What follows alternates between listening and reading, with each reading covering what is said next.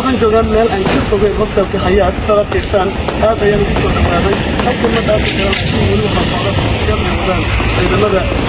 booliska gaarnaan sida gaarka u tababarnaa haram cad waxaa dhacaysa masaas fogan oo laga maqlay gudaha hotelka halkan waa meesha ugu dambaysa marka loo eego ee la awoodi karo in la soo gaaro maadaama hotelka xiga bismaha kooban ama waxa iga tagin howlgalku ku socdo ciidamada dawladda ayaa laga soo bilaabo ilaa iyo maqnimadii shalay markii weerar ku bilowday qaraxyo ay halkan ku ekeeyeen al-shabaab kula jiray tacaalid sidii lagu soo gabagabayn lahaa laakiin weli laguma guulaysan ciidamada amniga dawladda Soomaaliya gaar ahaan kuwa ka tirsan haram cad ee booliska ah iyo ciidamada gaashaanimisa ayaa siyaabo kala duwan halkan howlgalka ugu waday hadda waxaa la xaqiijiyay in ciidamada haram cad ku jiraan gudaha ay ka dagaalamayaan iyaga oo raba inay soo gabagabaan howlgalka laakiin lama oga tirada al-shabaab ee gudaha ku jirto ee gudaha ka dagaalamaysa iyo inta uu yahay qasaaraha bulshada daawac ciidamada qaarkood oo magacooda haysto waxay sheegeen in dhimasho badan gudaha ku soo arkeen laakiin weli howlgalku socdo xaaladda amni aad ayay u adag tahay dadka howlgalaya dhabaysa